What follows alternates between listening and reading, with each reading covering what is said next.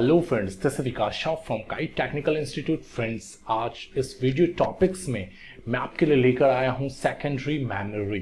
That means secondary device क्या होती है। तो जनरली प्रीवियस क्लासेस में हमने स्टडी किया कि प्राइमरी मेमोरी क्या होती है, मेमोरी यूनिट्स के बारे में हमने स्टडी किया था और प्राइमरी मेमोरी के बारे में जाना था। बट इस क्लासेस के अंडर हम लोग सेकेंडरी मेमोरी को लेके आए हैं। तो चलिए स्टार्ट करते हैं। सेकेंडरी स्टोरेज डिवाइस को एक्सिलरी स्टोरेज डिवाइस भी कहा जाता है। यह कंप्यूटर्स का भाग नहीं होती, इसको कंप्यूटर्स में अलग से जोड़ा जाता है। मतलब प्राइमरी मेमोरी वो हमारे लिए बिल्कुल एसेंशियल डिवाइस है। आप रखो कि हमारे सिस्टम्स का वो मेन डिवाइस है, जैसे रैम एंड रोम। बट यहाँ पे हमारी सेकेंडरी डिवाइस जो है, सेकेंडरी स्टोरेज डिवाइस है, जिसको हम लोग एक्सिलरी स्टोरेज डिवाइस भी कहते हैं। ये कंप्यूटर्स का भाग नहीं है, इसके बिना भी हमारा कंप्यूटर्स का वर्क हो सकता है। तो जनरली इसको अलग से जोड़ा जाता है। इसमें जो डाटा स्टोर किया जाता है वह अस्थायी होता है। इसमें जो भी डेटा इंफॉर्मेशंस को आप स्टोर करोगे वह स्थायी रूप से इसमें स्टोर रहता है। अर्थात कंप्यूटर बंद होने पर इसमें डेटा डिलीट नहीं होता है। कंप्यूटर बंद हो जाए, डेटा डिलीट होने का कोई टेंशन नहीं है। आवश्यकता के अनुसार इसको भविष्य में इसमें सेव फाइल या फोल्डर को खोलकर देख सकते हैं, ओके, या इसमें सुधार कर सकते हैं। एवं इसको यूजर्स के द्वारा डिलीट भी किया जा सकता है। इसकी स्टोरेज क्षमता अधिक होती है। सेकेंडरी स्टोरेज डिवाइस में प्राइमरी मेमोरी की अपेक्षा कई गुना अधिक डेटा स्टोर करके रख सकते हैं, जो कि स्थानांतरणीय मतलब ट्रांसफरेबल होता है। एवं डेटा को एक्सेस करने की गति प्राइमरी मेमोरी से थोड़ी धीमी होती है। फ्रेंड्स, जो सेकेंडरी डिवाइस है वो प्राइमरी मेमोरी की अपेक्षा इसकी जो कैपेसिटी होती है, इसकी जो क्षमता होती है वो ज़्यादा होती है। प्लस इसमें डेटा को हम लोग इधर से उधर ट्रांसफ़र कर सकते हैं। लाइक आप देखते हो, डाउनलोड करवाते हैं हम लोग अपने मेमोरी कार्ड में, अपने यूएसबी में। अगर आपको पेन ड्राइव में कुछ चाहिए या मेमोरी कार्ड में कुछ चाहिए या आप कहीं पर डेटा ट्रांसफ़र करना चाह रहे हो, तो हम इसके थ्रू, इस मेमोरी के थ्रू कर सकते हैं। स्टोरेज डिवाइस सेकेंडरी मेमोरी के थ्रू ये काम किया जा सकता है। इसकी जो कैपेसिटी है बहुत ही ज़्यादा है और भविष्य में अगर आप इसमें कोई फोल्डर्स को आपने सेव कर दिया है तो आप इसको जब चाहे एक्सेस कर सकते हो, देख सकते हो और अपने टाइम के हिसाब से डिलीट कर सकते हो। ठीक है, तो नेक्स्ट है हमारा सेकेंडरी मेमोरी में floppy disk, hard disk, compact disk, CD जिसको हम लोग बोलते हैं, optical disk, memory card, pen drive आदि आते हैं। जिसमें हमने एक छोटा सा इसका पिक्चर्स यहाँ पे रखा है। हार्ड डिस्क का है, सेकेंड फ्लॉपी है, थर्ड में मेमोरी कार्ड है, नेक्स्ट हमारा ऑप्टिकल डिस्क मतलब सीडी या डीवीडी, एंड नेक्स्ट हमारा फ्लैश ड्राइव जो है वो है पेन ड्राइव। तो जनरली ये सब सेकेंडरी मेमोरी के अंदर आते हैं। इसको हम लोग बाहर यूज करते हैं, रिक्वायरमेंट के हिसाब से यूज करते हैं, इसलिए ये कंप्यूटर्स का पार्ट नहीं है। आप इसको बाहर यूज कर सकते हो। आपको जब चाहे रिक्वायरमेंट्स है तो आप इसका यूज करो, रिक्वायरमेंट्स नहीं है तो आप इसे इजेक्ट करके अपने पास रख लो। ठीक है, अब देखो, सबसे पहला हम लोग हार्ड डिस्क के बारे में जानते हैं। फ्रेंड्स, ये वीडियो थोड़ा सा लंबा हो सकता है क्योंकि हमें थोड़ी बहुत अभी सेकेंडरी मेमोरी के बारे में स्टडी करना है, सारे डिवाइसेस के बारे में, क्योंकि ये जानना आपके लिए बहुत ही ज़रूरी है। इससे आप क्या होगा कि आप मार्केट्स में अगर हार्ड डिस्क खरीदने जाते हो तो इसमें भी कुछ राज छिपा है, तो पकड़ में भी आएगा। देखते हैं हम लोग। हार्ड डिस्क या एचडीडी एक ही बात है। एचडीडी मतलब हार्ड डिस्क ड्राइव, ये फिजिकल डिस्क होती है जिसको हम अपने कंप्यूटर की सभी छोटी बड़ी फाइल्स स्टोर करने के लिए प्रयोग करते हैं।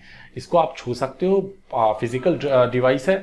हार्ड डिस्क और रैम में ये फर्क होता है कि हार्ड डिस्क वो चीज है जो स्टोर करने का काम में आती है, लेकिन रैम उस स्टोरेज में रखी चीजों को चलाने के काम में आती है। ठीक है, सोचने वाली बात है यहाँ पे। छोटा सा आप सोचो कि रैम के जरिए जो हार्ड डिस्क की डेटा है उसको चलाने का काम आता है। अगर आप मान के चलो कोई फिल्म है, एक एग्जांपल मैं दे रहा हूं, वो फिल्म हार्ड डिस्क में लोड है, आपने सिस्टम ऑन किया और फिल्म हार्ड डिस्क में लोड है, तो आप जैसे ढूंढने जाते हो तो फिल्म आपको हार्ड डिस्क के अंदर मिलता है, मतलब सेकेंडरी मेमोरी के अंदर मिलता है।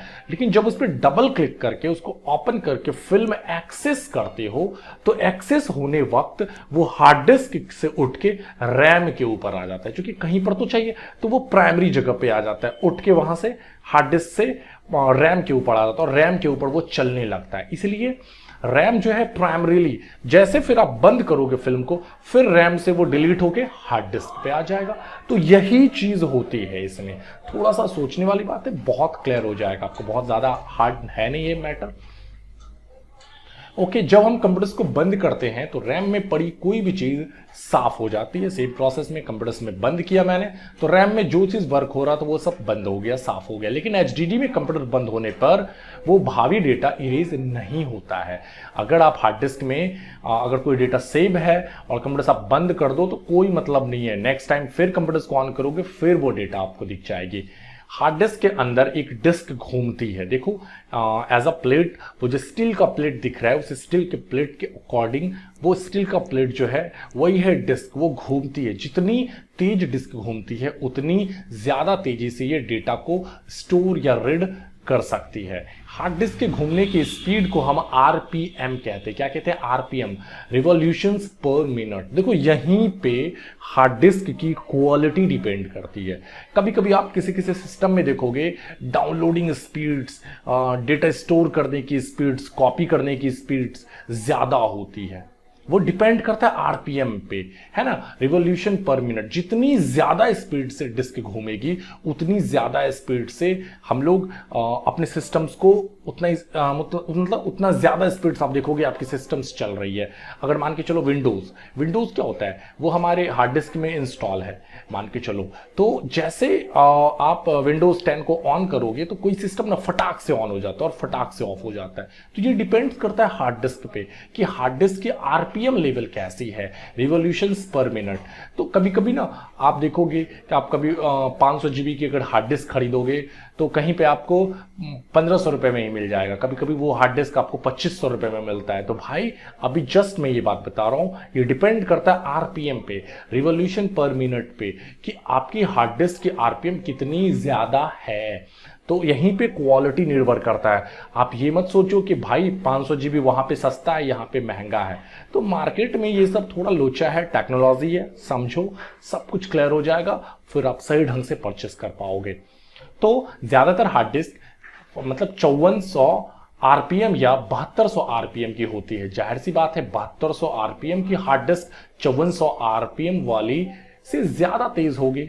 तो आप क्या रिकमेंड करोगे? 7200 आरपीएम वाली। तो जैसा पैसा वैसी क्वालिटीज, ये मैटर करता है। बट थोड़ा सा आप ट्राई करो, आप पढ़ो, जब हार्ड डिस्क लेते हो तो वहां पे देखो कि वहां पे क्या लिखा हुआ है, 7200 आरपीएम है या 5400 आरपीएम है। फिर स्टोरेज तो आप पे डिपेंड करता है, आपको कितनी स्टोरेज की चाहिए। उसी तरह से नेक्स्ट डिवाइस है हमारा फ्लॉपी। बाय द वे अभी फ्लॉपी का उतना यूज नहीं होता है, या आपने फ्लॉपी देखा भी नहीं होगा मे बी, और उतना यूज में भी नहीं आता। यह प्लास्टिक की बनी होती है जिस पर फेराइट की परत रहती है। यह बहुत लचीली प्लास्टिक की बनी होती है, इसमें फ्लॉपी डिस्क कहते हैं। इसे फ्लॉपी डिस्क कहते हैं जिस पर प्लास्टिक का कवर होता है, जिसे जैकेट कहते हैं। फ्लॉपी के बीचों बीच एक पॉइंट बना होता है, देखोगे बीच में एक पॉइंट बना होता है जिसमें ड्राइव की डिस्क घूमती है। इसमें भी एक डिस्क लगा होता है जो घूमता है। इस फ्लॉपी डिस्क में 80 डेटा ट्रैक होते हैं, प्रत्येक ट्रैक में 64 शब्द स्टोर किए जाते हैं। ये जो थी मतलब आज से बहुत पुरानी हो गई है फ्लॉपी डिस्क, कि इसमें जो है 80 डेटा ट्रैक होते हैं, 80 डेटा ट्रैक। एक डेटा ट्रैक में रखो कि 64 शब्द, 64 वर्ड को आप स्टोर कर सकते हो। तो 80 डेटा ट्रैक में आप देख लो, तो मतलब छोटे छोटे फाइल्स को रखने के लिए इसका ज्यादा यूज होता था। यह मैग्नेटिक टेप के समान कार्य करती है जो 360 आरपीएम प्रति मिनट मतलब रिवॉल्यूशन प्रति मिनट की दर से घूमती है, जिसमें इसकी रिकॉर्डिंग हेड के खराब हो जाने की समस्या उत्पन्न होती रहती है। तो बेसिकली फ्लॉपी डिस्क का यूज अभी कम है मार्केट में, छोटे छोटे कामों के लिए इसका यूज होता है, कम कम MB वाले फाइल KB वाले, मतलब रखो इसकी जो कैपेसिटी होती है नॉर्मल वे में 1.44 MB, मतलब बहुत ज्यादा बड़ा फाइल्स को आप नहीं रख सकते हो। ठीक है, तो ये थी फ्लॉपी, चूंकि ये भी एक स्टोरेज डिवाइस है, सेकेंडरी स्टोरेज डिवाइस है, तो इसको भी हमें जानना जरूरी है, इस तरह की दिखती है। नेक्स्ट है हमारा मैग्नेटिक टेप। मैग्नेटिक टेप तो आप लोगों ने देखा होगा, हो सकता है कि आप लोग का बचपन का समय में ये मैग्नेटिक टेप का बहुत ज़्यादा यूज़ होता था, तभी देखते थे आप रील वाला जो कैसेट होता था जिसमें हम लोग सॉन्ग्स वगैरह सुनते थे। हॉर्लिक्स जब हम लोग कभी पीते होंगे तो हॉर्लिक्स के साथ ये सीडीज ये जो रेल वाली कैसेट्स होती थी मिलती थी हमें, तो उसमें बहुत से सॉन्ग्स वगैरह होता, तो वो वाला आपने देखा होगा। अगर नहीं देखा है तो आप देख लो, यहाँ पे एज अ पिक्चर मैंने इसे डिफाइन किया है। मैग्नेटिक टेप भी एक स्टोरेज डिवाइस है, ये भी एक स्टोरेज डिवाइस है जिसमें एक पतला फीता होता है प्लास्टिक्स का, जिस पर मैग्नेटिक इंक की कोटिंग की जाती है। इसमें मैग्नेटिक इंक की कोटिंग होती है, जो आप देखते हो black black black black colour की, वो मैग्नेटिक इंक की कोटिंग होती है। इसका प्रयोग एनालॉग तथा डिजिटल डेटा को स्टोर करने के लिए किया जाता है। यह पुराने समय के ऑडियो कैसेट की तरह है। मैग्नेटिक टेप का प्रयोग बड़ी मात्रा में डेटा स्टोर करने के लिए किया जाता है। यह सस्ते होते हैं, आज भी इसका प्रयोग डेटा का बैकअप तैयार करने के लिए किया जाता है। तो जनरली ये ऑडियो वगैरह का हम लोग रिकॉर्डिंग देखते थे, या पहले फिल्म वगैरह भी ऐसे ही मैग्नेटिक टेप में आता था। कभी आपने देखा होगा अपने दीदी का, अपने भैया का, अगर आप कभी कैसेट्स निकलवाओगे कि आप अपना ओरिजिनल, आज तो कैसेट्स हमें चिप में मिल जाता है ओरिजिनल कैसेट्स शादी वगैरह का, लेकिन उस समय VCR आता था जिसमें उस समय की अलग अलग कैसेट्स होती थी, रील वाला कैसेट्स, उसमें पूरी की पूरी वीडियो को रखा जाता था, फिर उस पूरी वीडियो को कन्वर्ट किया जाता था आपके सॉफ्टवेयर कॉपी में, फिर उसे हम लोगों को 3D कैसेट्स में बना के दिया जाता था ऑडियो एंड वीडियो एडिटर के द्वारा। तो जनरली ये प्रोसेस होता था, बट वो भी था हमारे एक मैग्नेटिक टेप जिसको हम लोग स्टोरेज डिवाइस बोल सकते हैं, वो भी एक स्टोरेज डिवाइस था। इसका यूज अब नहीं हो रहा है। नेक्स्ट है ऑप्टिकल डिस्क। ऑप्टिकल डिस्क एक चपटा वृत्ताकार पॉलीकार्बोनेट डिस्क होता है जिस पर डेटा एक फ्लैट के अंदर बिट्स के रूप में स्टोर किया जाता है। इसमें डेटा को ऑप्टिकल के द्वारा स्टोर किया जाता है। इसमें डेटा ऑप्टिकली स्टोर होता है। ऑप्टिकली डिस्क दो प्रकार के होते हैं। जनरली सीडी के बारे में आपने सुना होगा, सीडी कॉम्पैक्ट डिस्क। सबसे पहले बात करते हैं कि सीडी का हम कॉम्पैक्ट डिस्क के नाम से भी पुकारते हैं। यह एक ऐसा ऑप्टिकल मीडियम होता है जो हमारे डिजिटल डेटा का सेव करता है, एक समय था जब हम रेल वाले कैसेट्स का प्रयोग करते थे। जस्ट मैंने बताया, सीडी के आविष्कार ने ही बाजार में कैसेटों की मार्केट को पूरी तरह खत्म कर दिया। मतलब जो रेल वाली कैसेट थे उस मार्केट को बर्बाद कर दिया। कौन? सीडी के आविष्कार ने। एक स्टैंडर्ड सीडी में करीब 700 MB का डेटा सेव किया जा सकता है। आप जानते हो, आप देखोगे कभी अगर आपके पास सीडी होगी पुरानी तो पीछे लिखा होता है 700 मेगाबाइट्स, मतलब MB सेव किया जा सकता है। सीडी में डेटा डॉट के फॉर्म में सेव होता है। सीडी में जो डेटा होता है वो डॉट डॉट के फॉर्म में देखोगे सेव होता है। कभी आप सीडी को ध्यान से देखोगे तो आपको पता चलेगा कि इसमें इतना डेटा, इतना में डेटा भरा हुआ, इतना डेटा खाली है, वो दिखता है। आप थोड़ा ध्यान से उस चीज़ को देखोगे तो पता चल जाएगा कि कितना खाली है, कितना भरा हुआ है। दरअसल सीडी में लगा हुआ लेजर सेंसर सीडी के डॉट डॉट से रिफ्लेक्ट लाइट को पढ़ता है और हमारी डिवाइस में इमेज क्रिएट करता है। जब आप इसे सीडी ड्राइव्स को आप सीडी प्लेयर्स वगैरह में डालते हो तो ये क्या करता है, ये लेजर लाइट्स के थ्रू डेटा को रिफ्लेक्ट करता है और इमेज क्रिएट करता है हमारे टीवी स्क्रीन पे, हमारे मॉनिटर्स पे, चाहे वो डेटा फिल्म की डेटा हो, चाहे हमारी कोई सॉफ्ट कॉपी की डेटा हो। दूसरी है डीवीडी यानी डिजिटल वर्सटाइल डिस्क, या इसको आप डिजिटल वीडियो डिस्क भी बोल सकते हो। सीडी के बाद डीवीडी का आगाज हुआ। वैसे तो देखने में दोनों सीडी और डीवीडी दोनों एक ही जैसे लगते हैं, मगर इनका डेटा कैपेसिटी में अंतर होता है। मतलब डेटा कैपेसिटी, मतलब अगर सीडी 700 MB की है तो ये 4.7 GB, 2.5 GB की भी आती है तो 4.7 GB जनरली आपको मार्केट में मिल जाएगा 15-20 रुपए में, अगर ब्लैंक डीवीडी परचेस करोगे तो इसमें ज्यादा से ज्यादा डेटा स्टोर किया जा सकता है। अगर आपको मैं एग्जांपल दूं तो अगर सीडी में आप आधा मूवी डाउनलोड करोगे, सॉरी इंस्टॉल करोगे, लेकिन डीवीडी में आप 5-5 मूवी इंस्टॉल कर सकते हो। 4.7 GB से लेकर 17 GB तक का डेटा सेव किया जा सकता है, क्योंकि 17 GB तक की डीवीडी आती है। डीवीडी के आने के बाद बाजार में सीडी की मांग में भारी कमी दिखाई गई, और जैसे डीवीडी मार्केट में आया तो क्या हो गया हमारा कि जो सीडी था वो फिर बंद हो गया। तो मतलब कैसेट्स को बंद किया सीडी ने, और सीडी की मार्केट को खत्म किया डीवीडी ने। तो जनरली ये प्रोसेस हुआ। नेक्स्ट है हमारा फ्लैश ड्राइव। पेन ड्राइव को ही फ्लैश ड्राइव के नाम से जाना जाता है। आजकल सबसे ज़्यादा फ्लैश ड्राइव का यूज़ डेटा स्टोर करने के लिए किया जाता है। यह एक एक्सटर्नल डिवाइस है जिसको कंप्यूटर्स में अलग से यूज़ किया जाता है। यह आकार में बहुत छोटे तथा हल्की भी होती है। इसमें स्टोर डेटा को पढ़ा भी जा सकता है और उसमें सुधार भी किया जा सकता है। सबसे ज़्यादा यूज़ होने वाली डिवाइस है flash drive, pen drive, memory cards वगैरह। इसका यूज़ सबसे ज़्यादा हो रहा है क्योंकि एक तो छोटी है, पोर्टेबल है, आसानी से आप इसे कहीं भी ले जा सकते हो, कहीं भी ढो सकते हो, और ज़्यादा से ज़्यादा स्टोर कर सकते हो डेटा। आप डीवीडी को भी भूल जाओ कि मतलब इतना डेटा इसमें स्टोर किया जा सकता है। एक तो छोटी है, आप 10 पीस रख लो, पता भी नहीं चलेगा कि है। फ्लैश ड्राइव में एक छोटा पीरियड प्राइड सर्किट बोर्ड होता है जो प्लास्टिक या धातु के कवर से ढका होता है। इसमें यह मजबूत होता है। यह प्लग एंड प्ले उपकरण है, मतलब लगाओ और ऑन हो गया, सारा कुछ शुरू हो गया। आज यह सामान्य रूप से 2 GB, 4 GB, 8 GB, 16 GB, 32, 64 और 128 GB तक की क्षमता में उपलब्ध है हमारे मार्केट्स में। तो सबसे ज़्यादा यूज होने वाली डिवाइस क्या है? फ्लैश ड्राइव, मतलब जिसको पेन ड्राइव बोलते हैं। मेमोरी कार्ड भी जान रहे हो आप लोग। मेमोरी कार्ड छोटा स्टोरेज माध्यम माना जाता है जिसका उपयोग आमतौर पर सूचनाओं को संग्रहित करने के लिए किया जाता है। मेमोरी कार्ड एक प्रकार का स्टोरेज मीडिया है जो अक्सर इलेक्ट्रॉनिक उपकरण में फोटो, वीडियो या अन्य डेटा स्टोर करने के लिए उपयोग किया जाता है।